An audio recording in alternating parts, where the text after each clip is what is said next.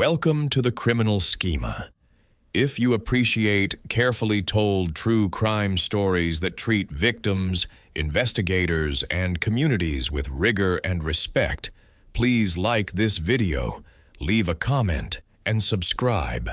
And hit the notification bell so you never miss an episode. This is the story of Adrienne Winl, a 32-year-old botanical illustrator who left a city of ink and light and went north for 5 days of sketching, silence, and the kind of attention to small things that made her work exacting and beautiful. This is the story of how the quiet of a winter retreat became the place where a life was taken, and how a decade of absence was answered by the slow, careful work of investigators and the persistence of those who refused to let a name fade. This is the story that asks how proximity and familiarity can hide violence, and how patient attention to small evidence, a canvas bag in the snow, a button in a jar, a line in a private journal, can pull a case from silence into truth. Adrienne chose a cabin that sat like a small question mark on the western edge of Platte River. The drive to it cut through stands of white pine and the narrow, straight trunks of birch. In an age of instant bookings and glossy listings, the rental existed by paper and handshake. A handwritten notice tacked to the bulletin board at the Honor General Store, a cash exchange, a waiver that made no promises of internet, of modern plumbing, or of rapid emergency response. For Adrienne, that anachronism was part of the point. She wanted quiet. She wanted the kind of focus only a few days away from the city could give her, the ability to watch how a seed pod curled in frost, the way a twig drew a shadow on snow, the exact curve of a winterberry branch. She arrived on a Tuesday in mid-November. At 3:47 in the afternoon, surveillance footage from Beulah Fuel and Feed, a combined gas station and bait shop 3 miles south of the cabin, recorded a woman in a gray wool peacoat and a knit cap embroidered with a small cardinal on the brim. She purchased firewood, 2 gallons of kerosene, a bag of apples, and a paperback mystery novel. She paid in cash. She paused, waved, and left. The image of her in that cap, the last comfortable frame of her life, captured in a single gesture that, later, would be looped in investigative rooms and living rooms alike. The cabin owner, a retired orthopedic surgeon named Marlin Vest, expected the key back by the following Sunday. When the key did not appear, when Sunday became Monday, and Adrienne still had not returned the key or called, he assumed the weather had trapped her. Snow had been falling since Thursday, and gravel drives in that region could become impossible the moment wind and moisture worked together. He drove his pickup as close as the road permitted, then hiked the last stretch through a soft, creaking drift, his boots making muffled thumps where only hours earlier the leaves had stirred. When he reached the cabin, the door was locked from the inside. He knocked and called her name. There was no answer. He used his spare key and stepped into the silence. The room was cold, but otherwise undisturbed. On a small wooden table near the window lay a half-finished charcoal sketch of a winterberry branch. A suitcase lay open on the bed, clothes folded carefully inside. A mug of tea sat cold and untouched by the stove. Boots were lined up by the door, a coat hung on a peg. No curtains were askew, no powder of snow tracked on the floor, no sign that someone had left in a hurry. And yet, Adrienne was not there. Vest drove immediately to the Benzie County Sheriff's Office and made the report that would become the seed of a search that stretched across days and months and years. Deputies, state troopers, K-9 units, volunteer firefighters and search teams gathered. Helicopters made slow, clinical passes over the frozen riverbanks and the open expanses of Platte Lake. Divers probed edges where ice had not fully taken hold. For 9 days, searchers worked methodically and with a growing sense of disquiet. They found nothing. No scarf snagged on a branch, no mitten sticking up from a drift. No footprints leading away under the evening's new snow. The absence of disturbance was, to the searchers, the strangest evidence of all.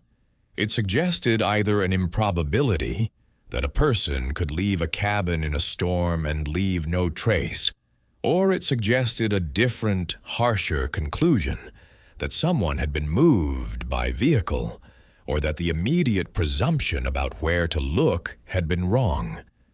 Adrienne's sister, Claire, flew in from Philadelphia and stood behind a photograph of Adrienne at a press conference. She described a woman meticulous in her work and in life, someone who wrote handwritten birthday cards and knew the Latin names of plants like she knew the faces of close friends. A family reward was posted. Tips meandered in. A hunter's uncertain sighting along M22, a psychic's coordinates that led to an abandoned deer blind. The weeks passed. By early December, the official search was scaled back and then suspended.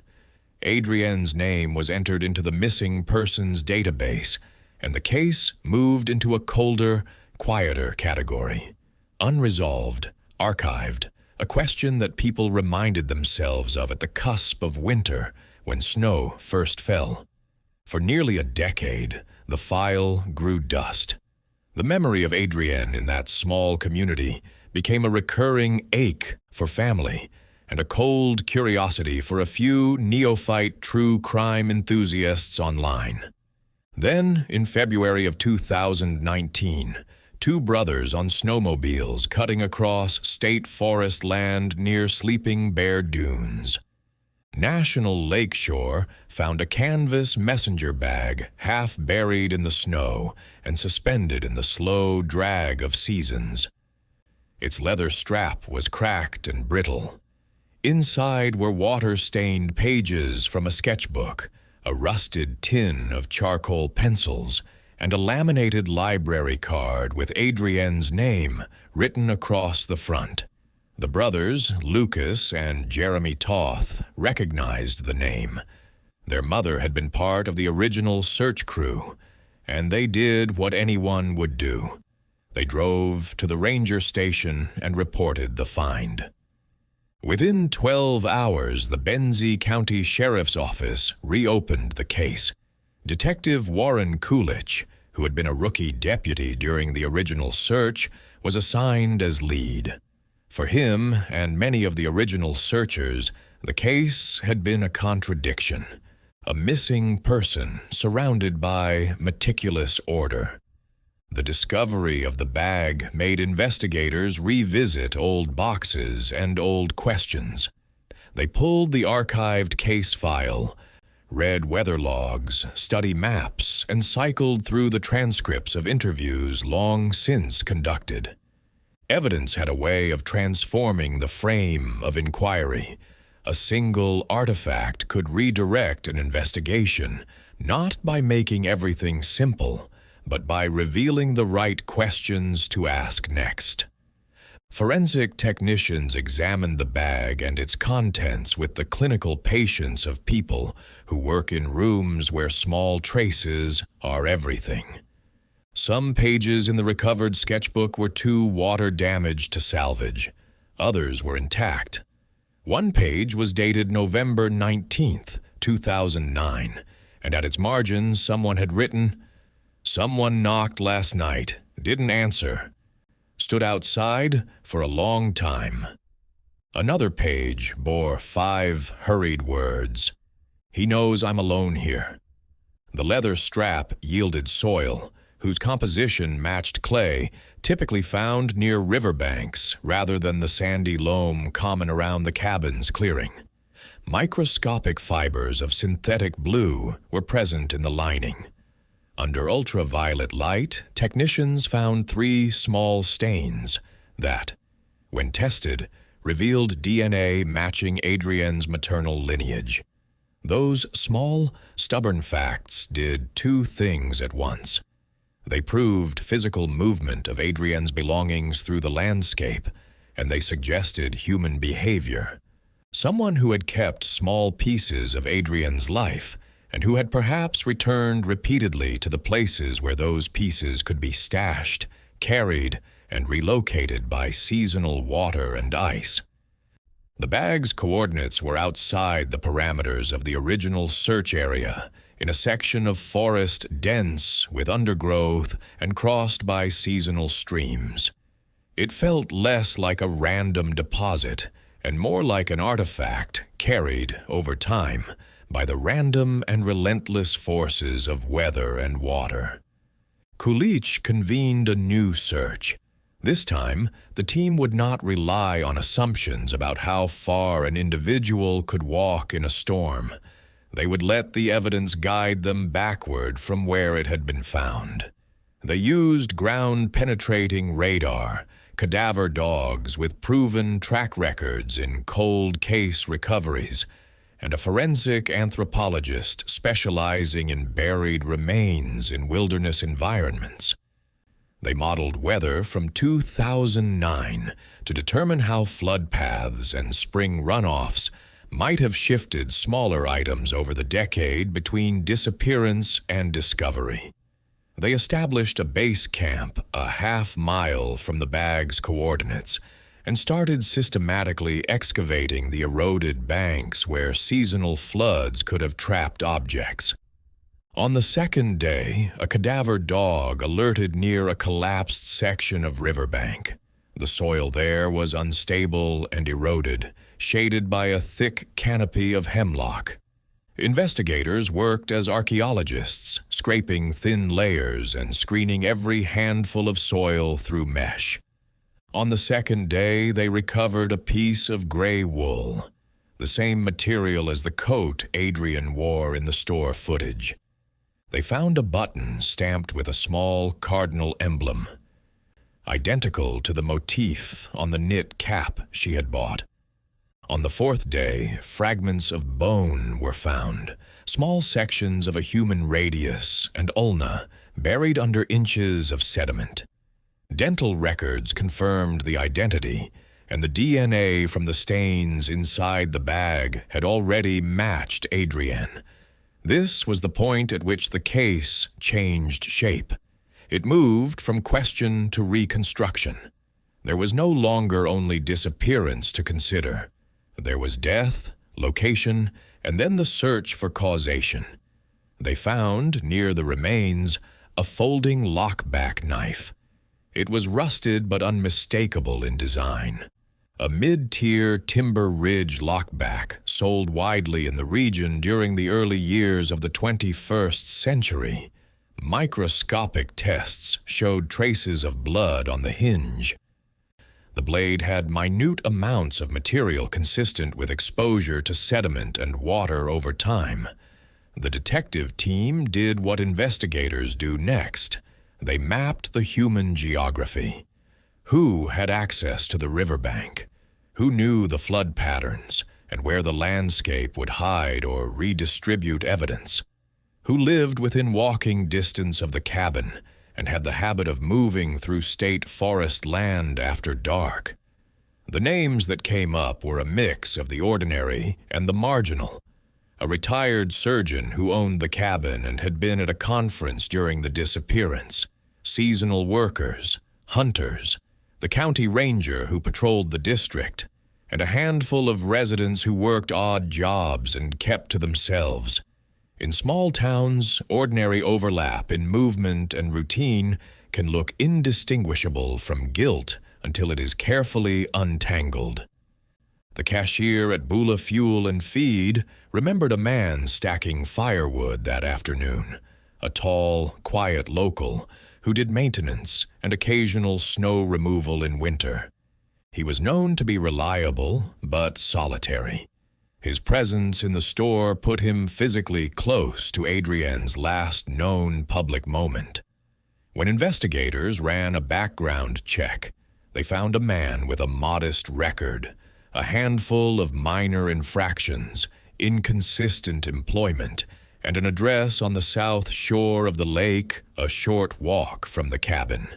He had a snowmobile, an old pickup, and a history of living in the margins, the kind of person who moved through a community without leaving voluminous paper trails. When questioned, he admitted to being near the cabin the night of the disappearance. He said he had walked the trails often, and that he had seen lights in the cabin on one evening. Curiosity drew him to the tree line where he watched. He described returning a second night, standing in the dark while Adrienne stepped onto the porch to smoke. He stayed in the shadows and later heard footsteps to the east that were deliberate and not animal. He said he had once owned a timber ridge lockback, which he used for fishing and cutting rope.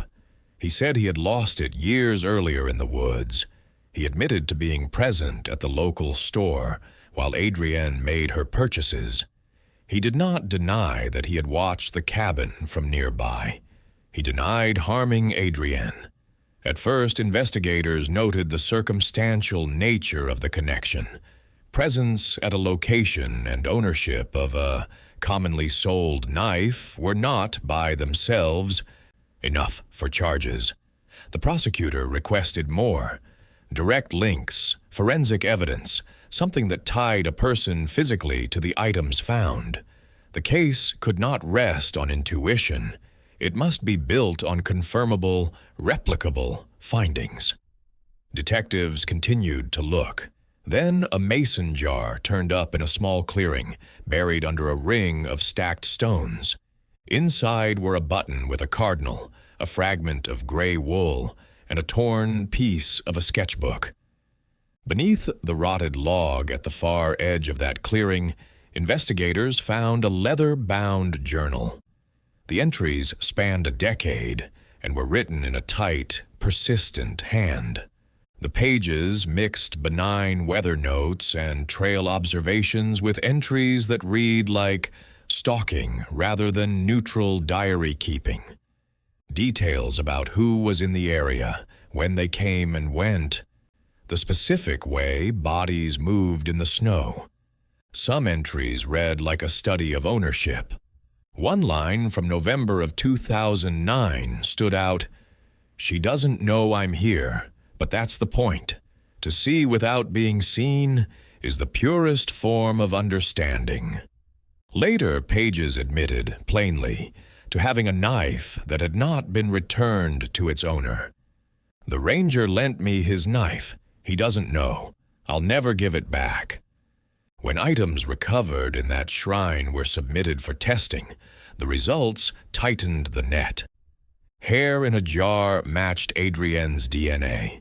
The torn page matched paper stock found in sketchbooks recovered from Adrienne's apartment. The fragment of gray wool compared favorably to fibers from the coat in the surveillance footage. A partial fingerprint on a button matched the man whose journal had been found. The synthetic blue fibers, first noted in the lining of the messenger bag, appeared at the clandestine campsite. The mug of small consistencies and objective matches changed the case from circumstantial to evidentiary. When presented together, these were not isolated hints, but an accumulated pattern of possession and concealment. Detectives continued to expand their inquiries in methodical ways. They re-interviewed people who had been part of the original search in 2009. They looked for inconsistencies, gaps, and, importantly, people who had local knowledge that might have allowed them to select and hide items effectively. They found, in the search of records, that a forest ranger had been on a brief leave in late November of 2009. He had been involved in the initial grid searches and, like many rangers, carried a lockback for general field tasks. In interviews, he produced a timber ridge knife, but said he had at one point lent it to a volunteer who had not returned it. That volunteer's name, found on an anxious sign-in sheet, led detectives to Owen Barrage, a man who had lived in town for a time, who had later been the subject of a restraining order after a relationship that had become obsessive, and who had a pattern of being near the places where Adrienne's life had intersected with the landscape. Barrage's file was thin on paper but troubling in content. He had worked sporadically in seasonal jobs, banked in cash, and lived in temporary shelters and trailers. He'd moved out of town, then returned intermittently in ways that investigators found difficult to trace. But the archaeology of the ground had its own bureaucracy. The river and the soil preserved the items he could not completely hide, and the journals he could not resist writing. When Barrage was found living off-grid and brought in by officers, he did not run. He did not resist arrest. He spoke slowly and without theatricality in an interview room, and over hours he spoke of watching Adrienne through a window, feeling a connection he could not explain, returning in successive nights to stand in the dark and listen, to watch the small ritual moments of her packing and preparing. He said he knocked. He said she tripped and fell. He said a struggle ensued when he tried to take a small kitchen knife from her. He admitted that he had cut his palm during the struggle, and that he later carried her outside because, in himself, he feared the consequences of leaving her alive to identify him. He described laying her on the riverbank and returning over time to the burial site to add and rearrange items, a macabre sort of caretaking that he framed as both penance and remembrance. Forensic testing corroborated portions of his account in ways neither side had expected when the bag was found. The blood on the hinge of the lockback matched both Adrienne's and Barrage's DNA profiles, consistent with the story of a struggle.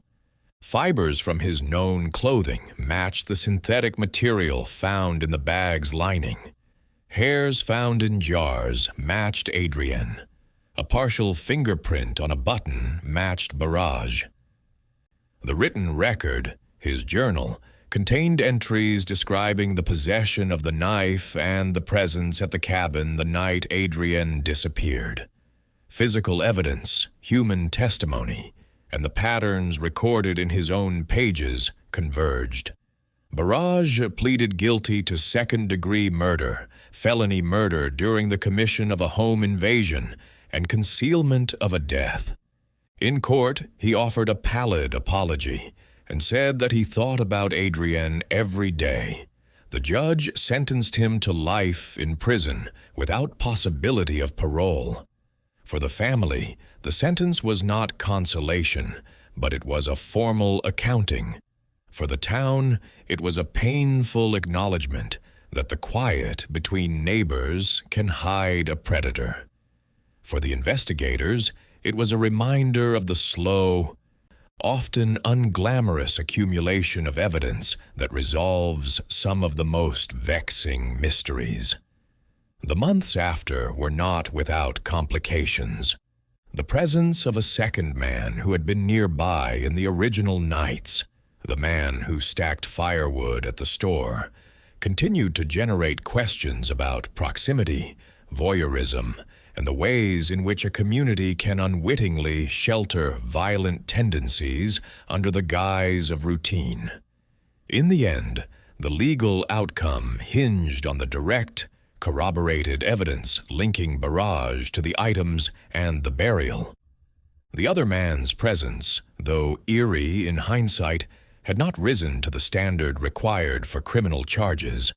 He remained a figure in the story, not because he was proven guilty, but because his proximity emphasized an unpalatable truth. Dangerousness often resides close by, in people who are seen and not remembered until an investigation makes them central. 10 years after Adrienne disappeared, on the anniversary of her last day, the town gathered. People from honor, volunteers who had searched in the original weeks, family members who had kept the memory burning in similar ways for a decade, friends and colleagues came to a small memorial service. They lit candles, sang, and placed photographs on a table beneath the grainy still from the gas station where Adrienne had waved at the cashier. Her sister spoke with steadiness about a woman who loved plants and lines, who found in the small and meticulous the reason to wake each day and do the work she loved. There was no triumphant music that day, and there was no moment that made grief vanish. Instead, there was a communal act of acknowledgement and remembrance, a slow and careful reclaiming of a life that had been taken. This case asks several things of those who hear it. It asks us to understand that not all threats are exotic or unknown. Danger is often adjacent to familiarity. It asks us to see the work of forensic and investigative teams not as a single cinematic breakthrough, but as a long series of small discoveries made by people who show up day after day and search, photograph, analyze, and preserve what might otherwise be shrugged into oblivion. It asks us to remember that modern forensic methods, ground-penetrating radar, cadaver dogs trained to work in deep substrate, DNA mitochondrial matches, microscopic fiber analysis are the tools that allow cold cases to move from file drawers into courtrooms. And it asks us to remember that persistence matters. Sometimes the difference between an unanswered disappearance and an answer is the curiosity of two brothers on snowmobiles who examine what looks like an ordinary lump in the snow and who, because they cared, turned the case into search again. There are broader lessons, too. Investigators learned that search perimeters, even when robust, can be blind to the long arc of nature and water. Evidence can be moved over years by currents and floods and thaw cycles. The initial search had been extensive for its time, but it had been constrained by assumptions about how far someone would walk and by structures formed by urgency. When the bag surfaced years later, it redirected attention to the river's behavior and to places no one had looked because no one had had reason to. Evidence that sat in a river for years had been transported and lodged in new locations. When the forensic team reversed those paths, they found what had been hidden. The river had not been a collaborator, it was simply part of the physical story that the detectives had to understand. We also see the role of community memory, names, gestures, and small observations that at first seem random. Adrienne's comment to her sister about fresh cigarette butts and boot prints near the woodpile had been, at first, a curious detail. Later, in the light of recovered evidence, it tracked back to the question of who moved through that clearing on nights when no one else should have. Darlene, the cashier who remembered the wave and the purchases, held a memory that would, in retrospect, form a node of location and time. These are the small intersecting lines that investigators follow, the trivialities that, when linked, produce a narrative that stands up to scrutiny. Another lesson is ethical and human, to treat those who have been harmed with restraint and dignity. The story of Adrienne is not fodder, it is a life. This documentary insists on a standard: avoid graphic detail, center the people who loved the victim, and let the science tell what it can without sensationalizing tragedy. The courtroom and the lab did not restore what was lost. and no sentence can give the family the sister they mourned. But the formal accountability, the finding and the prosecution, did give them something vital, a named cause, an answer to a long silence, and a measure of procedural justice. Owen Barrage's journal provided a rare and chilling look into an escalating pattern of observation and possession. His writing is the slow festering of an attention that outpaced empathy, where watching ceased to be curiosity and became control. That pattern is what investigators and mental health professionals look for in assessing risk. It is also a cautionary example of how obsession can move from thought to action. For communities, the lesson is to recognize the lines between proximity and danger. For law enforcement, the lesson is to listen intently to the small details families provide, not because any one detail will solve a case, but because an accumulation of them can. The way this investigation came together also stresses the power of patient, rigorous science. Forensics does not always produce punchy revelations. Often it produces incremental convergences, a hair analyzed here, a partial print matched there, an environmental model that shows how a bag could have been moved by the river over years. In this case, it was the methodical layering of those small certainties that allowed the prosecutor to file charges with confidence and for a jury to hear a narrative anchored in evidence. Finally, this story asks of us a small collective empathy for the living who hold the memory of a missing person as a kind of private talisman, for the volunteers who spent cold days in the woods looking for someone who could not be found, and for the investigators who reopened a cold file and examined it with new eyes. There is a dignity in that kind of work, not spectacular but steady, and it deserves to be recognized. If you are moved by that effort, please support the ways in which careful reporting and patient investigation keep lost stories from becoming footnotes. If Adrienne's story resonated with you, please show your support for careful, fact-driven storytelling. Like this video, leave a comment suggesting cold cases you think deserve attention, and subscribe to the Criminal Schema. Hit the bell so you'll know when we publish new episodes that treat victims and investigations with seriousness and restraint. We avoid gratuitous detail and sensationalism and focus on facts, context, and the people whose lives are forever changed by these events. If you have tips, or if there is a case you believe needs focused attention, send us a message. We read what viewers send, and we take careful steps in choosing investigations that are ethical, verifiable, and meaningful. For family members and friends of victims, advocacy and solidarity are vital. There are organizations that support families through cold case processes and offer resources for those who feel the legal system has not answered their questions fully. For investigative professionals, the case is a reminder to keep reconsidering assumptions and to apply new techniques to old files, because technology, science, and human memory can converge to provide answers that seemed impossible years before. There is an ending here that is legal and factual, arrests, a plea, a sentence.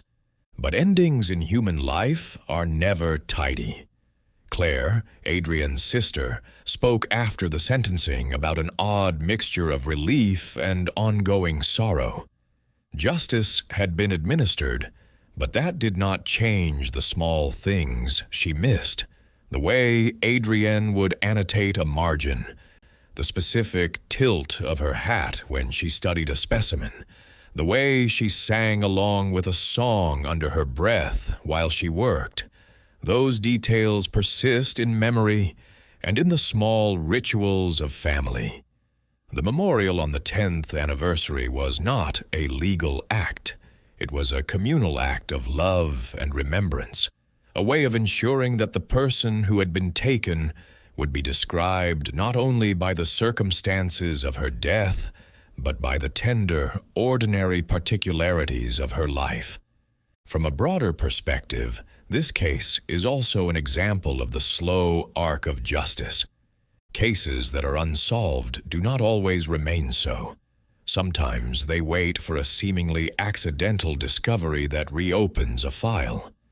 Sometimes that discovery is the work of civilians who care enough to report what they found, as the Toth brothers did. Sometimes it is the patient repetition of skilled forensic personnel re-examining old evidence with new tools. Sometimes it is the methodical unspooling of human networks and histories to find someone who was present and who, over time, had amassed objects and notes that could not stay hidden. In the end, the case turned on the convergence of human persistence and scientific scrutiny. If you appreciate episodes that prioritize evidence, restraint, and human dignity, please like and subscribe to the Criminal Schema. We make content that is safe for advertising platforms and for a wide audience, and we aim to be responsible stewards of difficult stories. If you want the script adapted to other formats, such as a voiceover-only narration, a podcast edit, or a shorter social clip, tell us which format you prefer, and we will tailor it for production. Thank you for listening to this long-form telling of Adrienne Winl's story. We will continue to examine the quiet spaces where crimes are discovered, the slow work of investigation, and the people whose lives are forever changed by the search for answers. Please like, comment, and subscribe. Share this episode if you believe in giving renewed attention to cases that might otherwise be forgotten. We honor Adrienne's life by insisting on truth, careful storytelling, and by centering the dignity of those who suffered. The story continues now with more of the people, the processes, and the small, difficult details that together completed a decade-long arc from absence to answer. To understand what happened and why it took so long, we need to slow down and walk through the day-to-day decisions made by family members, volunteers, and investigators. The kinds of decisions that often go unnoticed, but which, in aggregate, determine whether a missing person case remains a cold file or becomes a solved one. This is not a single dramatic breakthrough carved on one night. It is a sequence of patient acts. Lab technicians preserving a fiber, a cadaver dog pausing and signaling, a detective cross-referencing a name on a sign-in sheet a decade old, two brothers on snowmobiles curious enough to dig a little deeper. Those acts are the fabric of how truth threads itself back into being. Adrienne's life before the winter retreat was quietly full. She lived in an apartment whose windows looked out on a small city block in Ann Arbor. Her work as a botanical illustrator was precise and modestly remunerated. She took commissions and sold prints, and she taught occasional workshops at a community art school.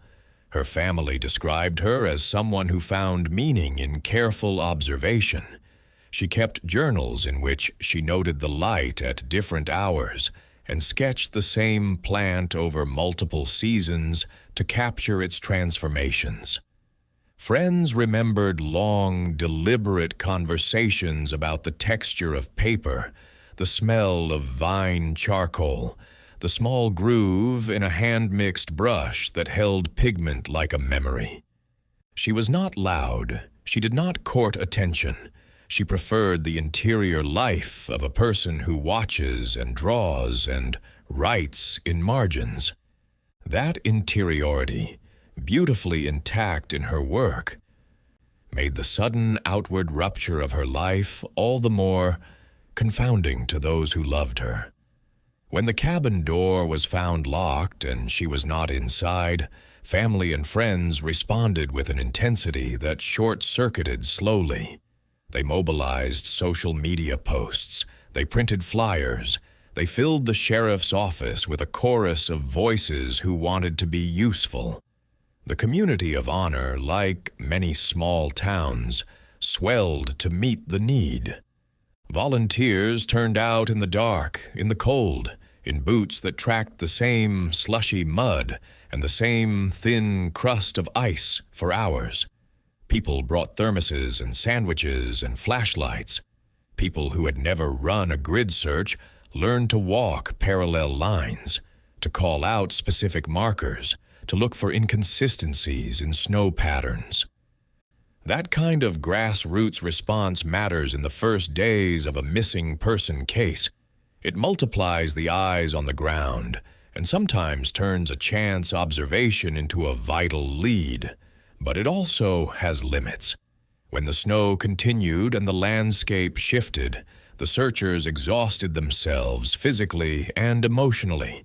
Hope, which is not measurable but is deeply felt, quietly thinned. The early official search, though extensive, faced constraints. The weather was a real adversary. A blizzard that dumped more snowfall created conditions that were hazardous for both searchers and the missing person. And it also rearranged the environment in ways that erased tracks and obscured clues. Time matters in those early hours and days. Hypothermia risk rises, and the footprint of a search becomes a tangle of human activity that can unintentionally obscure the smaller traces that might otherwise have been preserved. The search coordinator later wrote notes about the statistical improbability of finding no trace and the difficulty of reconciling the intent and thoroughness of the effort with the blankness of the landscape. 10 years of living with an unresolved disappearance shapes people differently. For Adrienne's family, the wait created a hollow time. Anniversaries reframed as markers of absence, birthdays as days that required a reconfigured celebration. Her sister, Claire, spoke often of the way memory both amplifies and attenuates details. You remember a laugh more vividly each year, and you misplace the exact shade of a coat. Those small changes in recollection, while natural, become precious and fraught for families trying to reconstruct last conversations. They also make casework human. Detectives rely on memory, but memory is a living thing. It is subject to the same sedimentary shifts that later moved Adrienne's messenger bag. When the messenger bag was found, the physical evidence allowed investigators to reframe the old questions. Evidence is both stubborn and generous. It refuses to be misread if treated correctly. In this case, the bag's materials, the leather strap, the type of seam, the staining and composition of the soils, all told a story that was independent of human testimony. The bag had been exposed to riverine processes, and its location was consistent with decades of seasonal movement. Investigators used mapping and models to track probable paths. Objects could take down a watershed over multiple winters of freeze and thaw. They consulted hydrologists and looked at aerial images showing how the river's bends and log jams altered over time. Those steps are not cinematic, but they are rigorous, and in the slow accumulation of these models, the case began to take form around a precise geography rather than a vague area where a person might have walked. Forensic anthropology played a key role. The specialist who joined the investigation had trained for work exactly like this: small recoveries, degraded contexts, the patience to piece together fragmented remains and associated artifacts. Her team used careful excavation strategies, taking thin layers of sediment and sieving every handful to capture anything that could be preserved. Bone fragments, tiny fibers, microscopic mineral signatures. They used the cadaver dog to narrow down search zones. But they did not stop there. They treated the soil as an archive. In those layers of dirt were weeks and seasons of deposition, leaf litter, twig fall, spring silt. The context of a bone fragment among such layers provides relative temporal data. An experienced anthropologist can tell whether an interment was recent or older based on surrounding stratigraphy. That expertise allowed the team to distinguish between a body dug into fresh soil and remains that had been buried and later affected by natural processes. The analysis in this investigation showed the burial did not look recent. It had been in place long enough to be integrated into the soil profile, which matched family and initial search timelines and reinforced the need to look back, not forward. When the excavation recovered the button and the fragment of coat, the emotional weight of the finding landed heavily on built-up shoulders. For those who had been looking, it did not feel celebratory. It felt like a confirmation of loss. Yet it also started a legal and scientific cascade. Once remains are recovered, investigators can perform DNA testing, microscopically compare fibers, and run other analyses that were impossible when the only artifact was a memory or a suspicion. Labs processed the items with routine protocols for cold cases, swabbing for DNA in multiple loci, extracting mitochondrial DNA when nuclear DNA was too degraded, and sending samples to labs with experience in degraded material. Laboratory results sometimes take weeks. In this case, they were conscientious in accelerating the most informative tests. When mitochondrially inherited sequences aligned with known samples from Adrienne's maternal line, it moved the case from probabilistic to almost certain identity. Simultaneously, detectives worked the human terrain. They re-interviewed people who had been cooperative during the initial inquiry. Sometimes time softens reticence, sometimes it complicates it. People who were afraid of becoming suspects sometimes felt older and less fearful of consequences. In this case, some who were peripheral to the initial searches came forward with memories that, in arithmetic against the physical evidence, became meaningful. The man who stacked firewood in the store that day, a person of modest presence and unsteady employment, became part of the narrative primarily through the small cross-sections of position. He stood near the firewood where Adrienne shopped.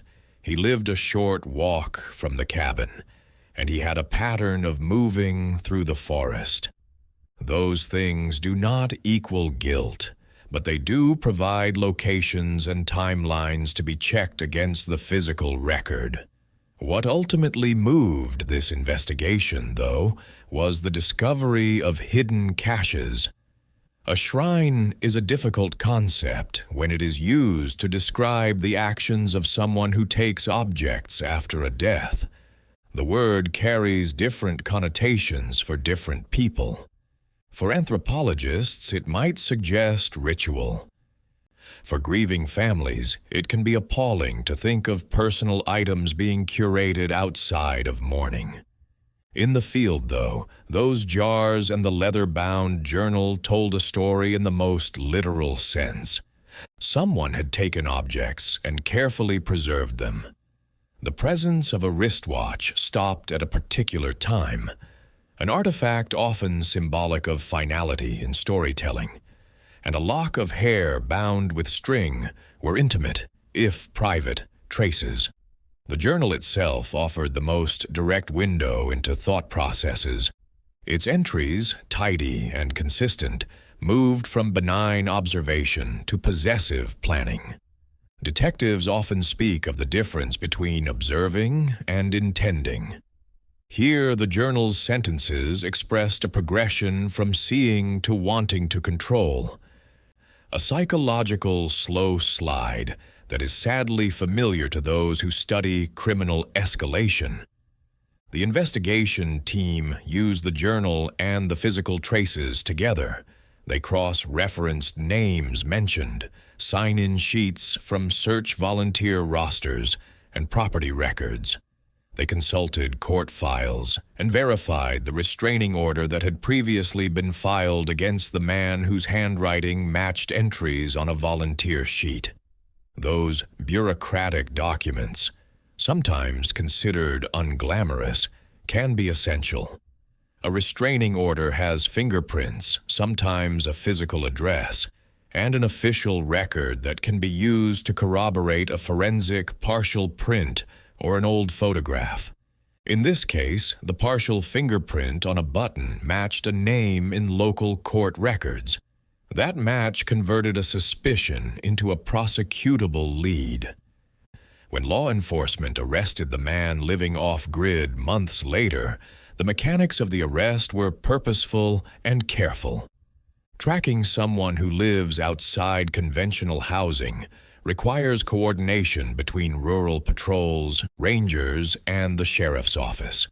They secured the site and extracted him with minimal disturbance to potential evidence. The fact that he did not flee allowed investigators to take him into custody without a complex manhunt, but it did not necessarily make the conversation easier. He spoke calmly in recorded interviews, and his statements were measured, unsettlingly flat at times. He described watching the cabin, returning to it, knocking on the door, and the fight that followed. He admitted to taking items from the cabin and to visiting the burial site repeatedly. Where his words aligned with the physical record, the forensic evidence amplified their credibility. Where they did not align, investigators sought corroboration or contradiction in the material facts. Confessions are complicated documents. A person can describe events in ways that match evidence coincidentally, or because they are describing what they heard in the media. Investigators, in this case, were careful to test his narrative against the physical data rather than assuming the confession was complete or wholly accurate. Confirmation came in the lab, where the blood on the hinge of the found knife matched both the victim and the suspect, where fibers identified by microscopy matched clothing seized at a campsite, and where hairs found in hidden caches matched a known sample from the victim. Primacy of evidence remained the guiding principle. Words must be backed by things a court can examine and a jury can consider. Forensic science provided that backbone. When prosecutors presented the case, they did so with restraint and a focus on the cumulative nature of the evidence. Cold cases often depend less on one smoking gun piece and more on a mosaic of items that, when placed together, form a coherent pattern. In this case, the journal, the hidden caches, the partial prints, the fiber matches, the DNA, and the suspect's admissions together created a mosaic compelling enough for the defendant to enter a guilty plea. Plea bargains in such contexts are sometimes offered to spare families from more trial trauma, to save resources, or because the prosecution believes the plea will secure a just outcome. The defendant's acceptance of guilt closed the legal chapter in a manner consistent with the body of evidence that had been so painstakingly assembled. Court proceedings, while procedural, are also emotional loci.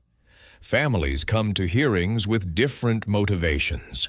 Some want testimony to be public, some want a private resolution. In this case, Adrienne's family sat through a brief plea hearing, and the man stood and spoke only to say he was sorry, and offered that thought as small and uneven atonement.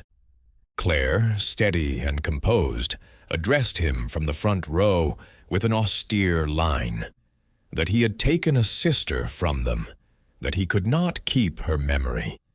The judge sentenced him to life imprisonment without the possibility of parole. That finality is legal and firm. It can feel either too little or exactly what is necessary depending on perspective. For the family it was, at least, an answer in the legal sense and a marker that allowed a different kind of grieving to begin, to be directed not by open questions, but by remembrance. A case like this reverberates in the community in complex ways. For some, it clarifies and allows the fearful to rest a little easier.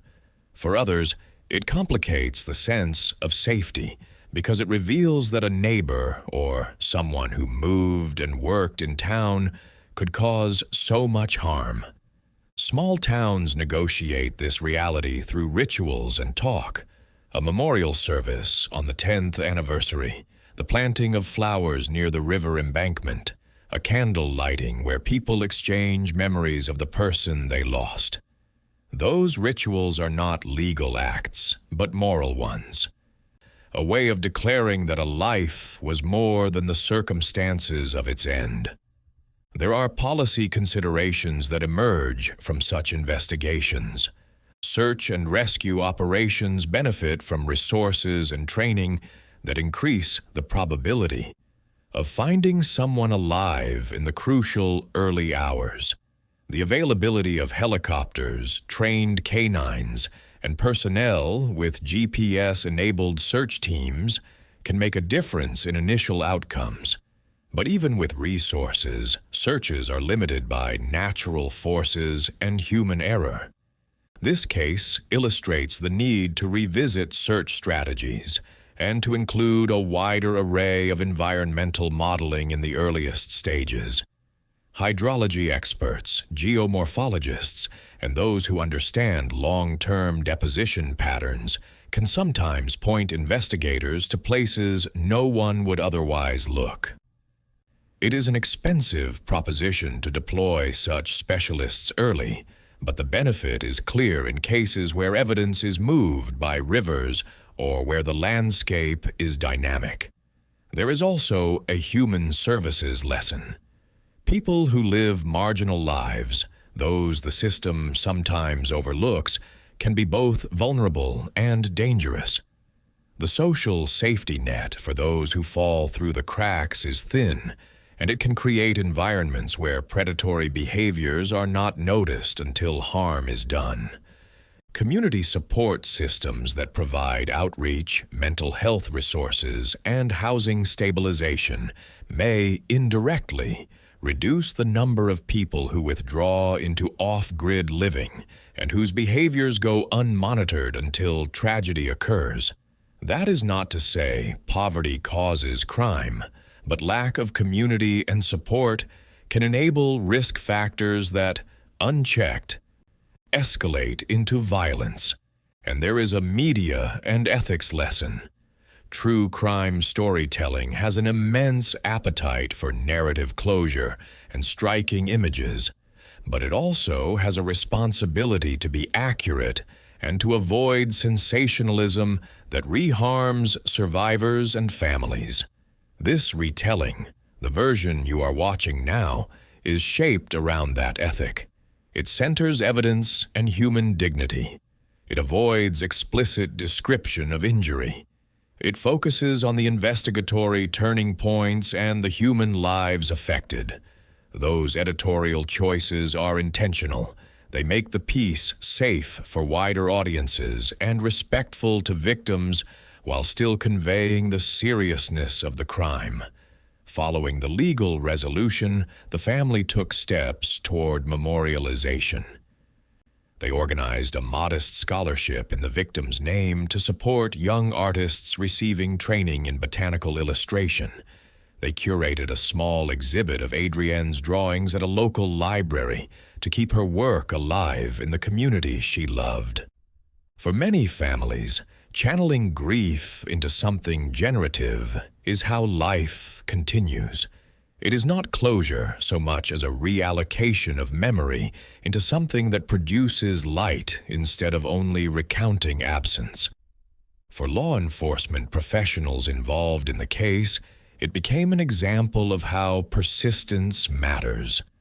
Detectives who reopen cold files must balance objectivity with empathy. They must reread old interviews with fresh eyes, trend inconsistencies without being biased, and encourage retesting when technologies improve. DNA extraction and sequencing techniques get better. Software that aligns partial prints to databases improves, and small artifacts that were once thought uninformative can, with new methods, yield data. The case here is a template of patience. It shows how asking new questions of old evidence can uncover leads, and how respecting the interplay of environment and human behavior yields results. Psychologists and criminologists who studied the materials from this investigation noted a pattern consistent with escalation in obsessive behavior. Watching from a distance, collecting tokens, returning to the burial site. These acts suggest a person who converted fascination into a possessive ritual. That pattern informed their understanding of risk factors and prevention. Community education on boundary violation, early intervention when behavior becomes obsessive around unwanted attention, and empowerment resources for people who sense they are being watched can all reduce opportunities for escalation. Finally, this case is a testament to the small, often overlooked acts that create justice. Two brothers who loved riding snowmobiles and who remembered a mother who had helped search found a bag that turned into an investigation. Volunteers who spent nights in the early search did not leave when the prospect of finding Adrienne alive faded. Investigators asked persistent questions, archived materials were reopened, and modern forensics did what it could with material left behind. That combination of community action, investigative patience, and scientific rigor is the core of many cold case resolutions.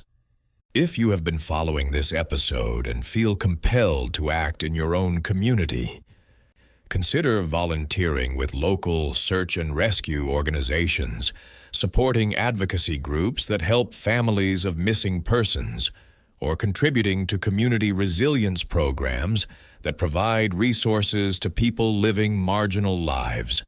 If you want to support careful, evidence-driven storytelling like this documentary, please like this video, leave a comment about cases you think deserve attention, and subscribe to the Criminal Schema. Hit the notification bell so you will know when we publish new episodes designed to be ad-safe and respectful of victims and their families. Adrienne's story, like many others, resists neat endings. There is a legal finale and a community ritual, and yet there are enduring questions about how communities notice and respond to predatory behavior. There are also quiet continuations, a sketchbook displayed in a library, a scholarship for a young artist, a memorial at a riverbank where flowers bloom each spring. Those are not substitutes for what was taken, but they are ways of insisting that a life mattered in its full texture, not merely as part of a criminal narrative. As we close this chapter of the Criminal Schema, remember that the work of finding answers is often iterative and communal. Cases are solved one small truth at a time, the careful matching of fibers, the patient excavation of a riverbank, the courage of a sibling who refuses to let a name fade into a file. If you believe in the value of truth pursued with rigor and respect, please like, comment, and subscribe. We take great care to avoid sensationalism and to ensure our content remains suitable for broad audiences and monetization standards. We will continue to bring you stories that are evidence-driven, ethically told, and focused on the people behind the headlines. Thank you for listening.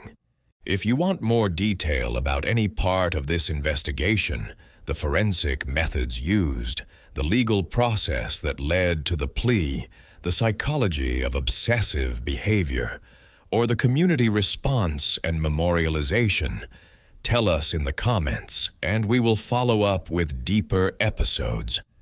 Please remember to like, comment, and subscribe to the Criminal Schema, and share this episode with anyone who values careful, humane storytelling in true crime.